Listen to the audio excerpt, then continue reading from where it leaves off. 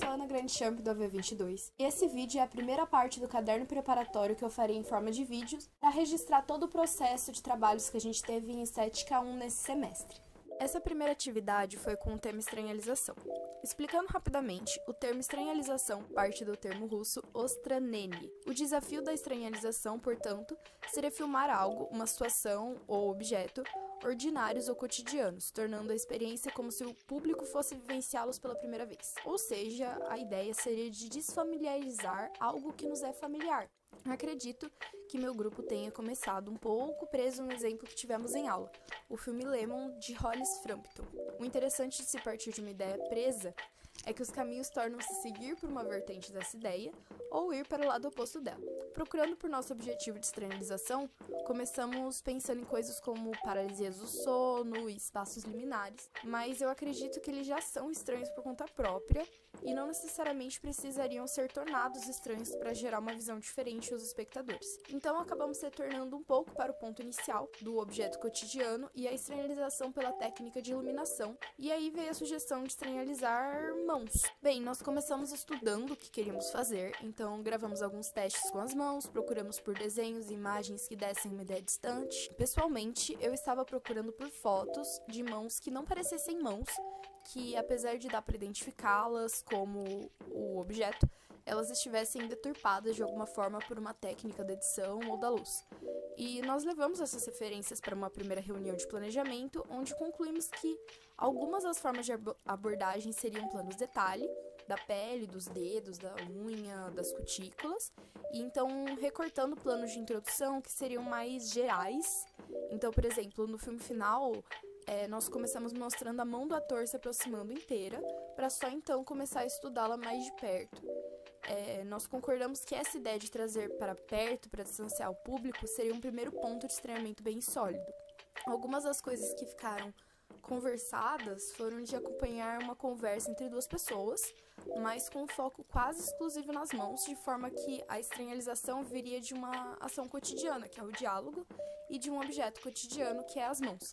Daí foram muitos testes que era possível ser gravado com o que tínhamos de equipamento, foi testar quais movimentos e quais planos descaracterizavam mais o nosso objeto e rodar o máximo possível de gravação para depois estudar o que poderia ser montado e como iríamos querer nosso corte final. Também foi essa primeira versão que levou o grupo a começar a pensar mais no som, porque havia uma falta geral dele e os planos que foram gravados pareciam exigi-lo com mais intensidade e mais presença. Nós decidimos complementá-lo, então fizemos uma nova sessão de gravação, mas agora focando principalmente na captação sonora. Para isso, aproveitamos o orelhão público na Praça das Artes, atrás do CTR, para fazer algumas das gravações sem interferência de ruídos externos. Depois nos reunimos no LMA para procurar sons semelhantes, mas que não estavam necessariamente vindo diretamente do movimento que estava sendo feito. Então, por exemplo, a gente buscou sons que se aproximassem a estralos de dedo, mas que definitivamente não eram de algo nem próximo a um estralar de dedos. Mais uma vez, nossa abordagem foi bastante respaldada em experimentação, mas usamos alguns elementos-chave de onde poderíamos partir. Como o vídeo começaria com a música, que foi uma ironia um pouco óbvia, mas que não conseguimos evitar, nós procuramos ruídos de instrumentos musicais, gerados por microfonia e qualquer coisa nessa linha. Nesse ponto do processo, ficamos bastante preocupados com o ritmo e a progressão, já que queríamos dar a sensação de estranhamento de forma gradual, que de fato o público fosse distanciando-se do que era óbvio como objeto cotidiano a princípio. Apesar de não termos usado os mesmos artifícios que o vídeo do limão, que estávamos usando como exemplo, acredito que conseguimos nos aproveitar de outros instrumentos técnicos que não a iluminação e a constância, e o ritmo foi o que nos dava a base para essa criação. Então começou a surgir de forma mais ou menos natural uma certa divisão no vídeo a partir da música, como fases, tendo duas principais, que iam estimulando a progressão do estranhamento até um clímax que ainda não tínhamos inteiramente definido. A primeira fase seriam com os instrumentos introduzindo o início de uma conversa, que iria ficando vagarosamente mais abafado e indistinguível, e a segunda seria com sons do corpo desvinculados, como, por exemplo, o clipe onde o movimento dos dedos é meio que acompanhado por uma respiração. Eu acredito que nesse ponto a função sonora já estivesse inextinguível do nosso projeto. E no fim decidimos amarrar essas fases dos clipes com um som que o acompanhasse do começo ao fim e desse força ao aspecto rítmico do vídeo. Então escolhemos por um ruído como de água que fosse tornando tudo mais abafado no final.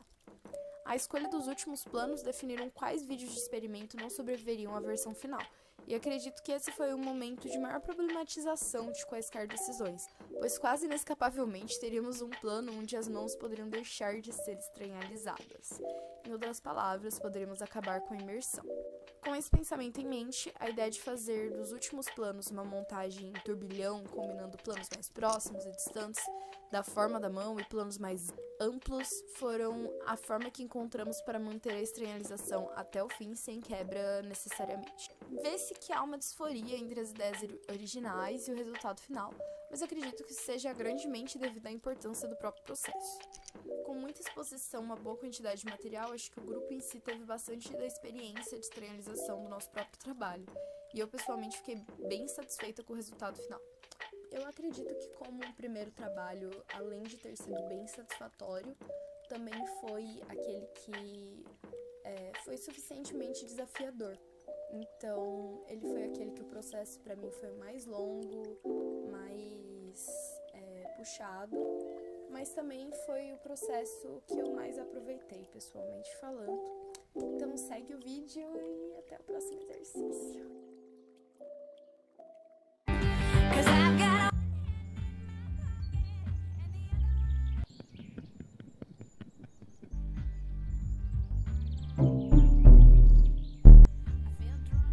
Oi, Clara, tudo bem? Oi, Fê, e aí, como vai? Tudo certo. Quer dizer, assim, você viu o Big Brother, não? Não tô vendo isso aí não. O que tá acontecendo? Sei lá, mano, tipo, a Larissa saiu, eu fiquei meio assim. A Bruna tá fazendo o que lá, né, velho? Aí que eu faço, eu sofri.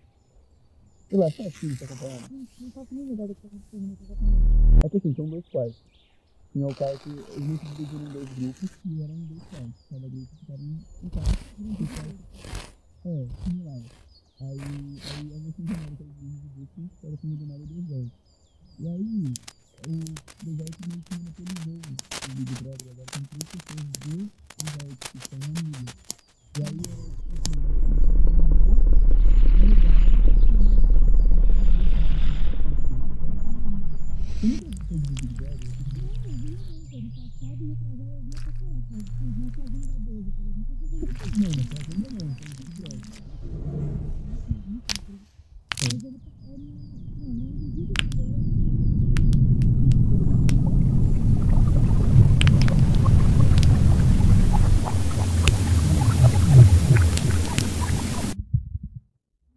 os vencedores dos últimos, incluindo a Arthur e a Aguiar.